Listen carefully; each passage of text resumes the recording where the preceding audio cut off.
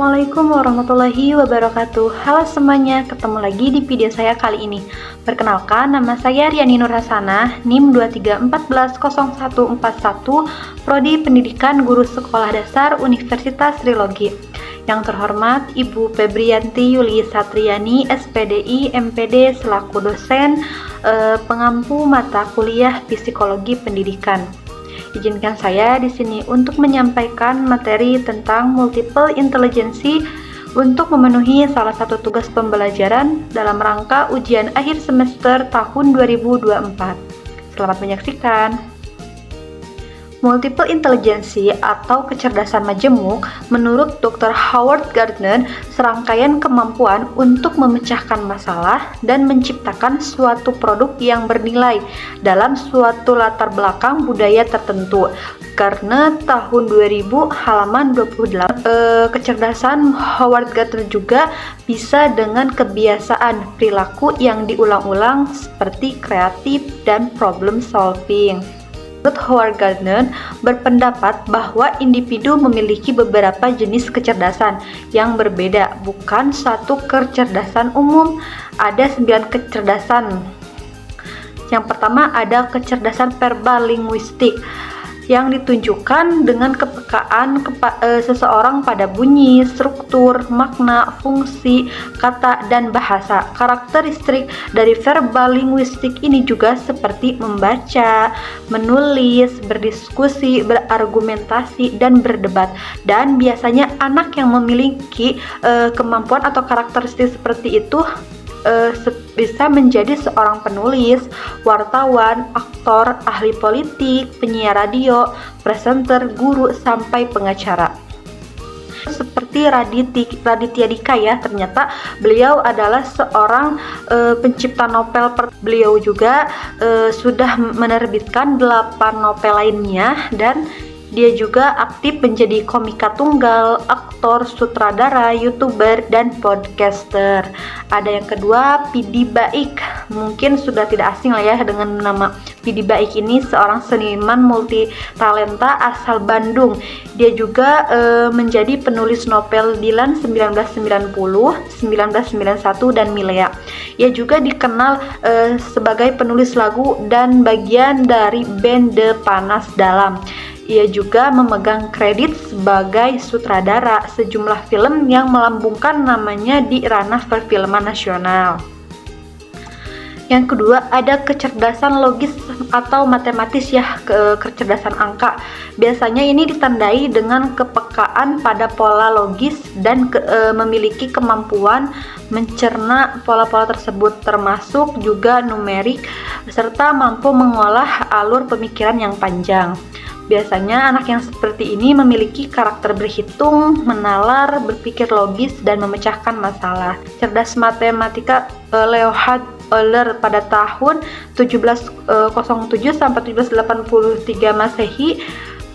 Dia adalah seorang matematikawan dan fisikawan pionir dari Swiss.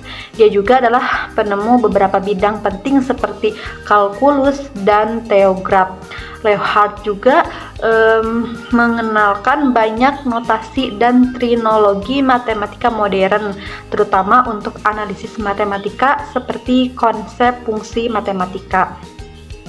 Tokoh yang kedua seperti Pythagoras. Ternyata Pythagoras ini diambil dari nama seseorang atau yang disebut dengan bapak bilangan visual spasial atau gambar ruang, ditandai dengan kepekaan mempersepsi dunia visual spasial secara akurat dan mentransformasi persepsi awal seperti menggambar, memotret, membuat patung, dan mendesain.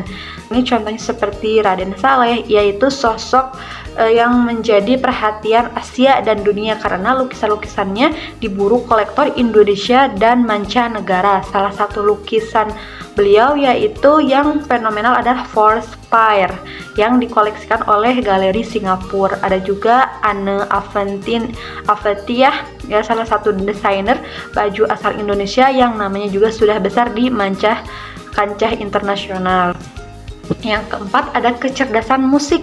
Nah, biasanya ini ditandai dengan kemampuan menciptakan dan mengapresiasi irama, pola, titi nada, dan warna nada. Juga kemampuan mengapresiasi bentuk-bentuk ekspresi musikal ya.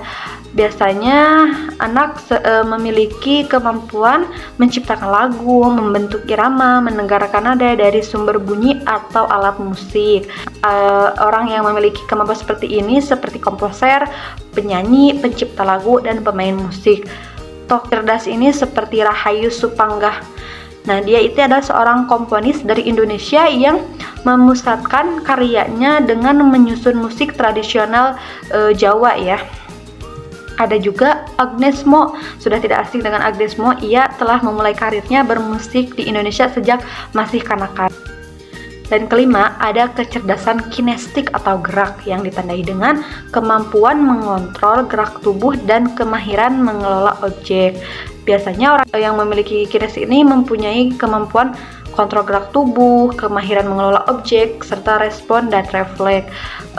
Yang memiliki kemampuan ini seperti olahragawan, penari, pemantu, aktor, dan dokter bedah. Contoh di tokoh seperti ini adalah seperti Eko Yuli Irawan.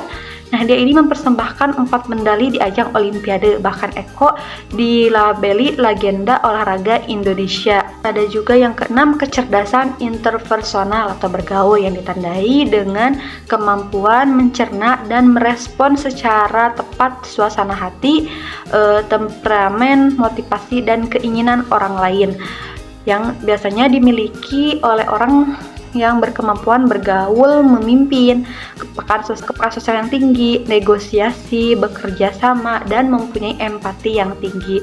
Orang yang memiliki kemampuan seperti ini seperti konselor, politikus, pemimpin, dan motivator. Contohnya ada Aini Fauzia, ini seorang motivator yang terkenal di Indonesia dalam bidang leadership juga. Perempuan inspiratif ini berhasil mengembangkan ALC sebagai pusat pengembangan leadership dan manajemen di Indonesia.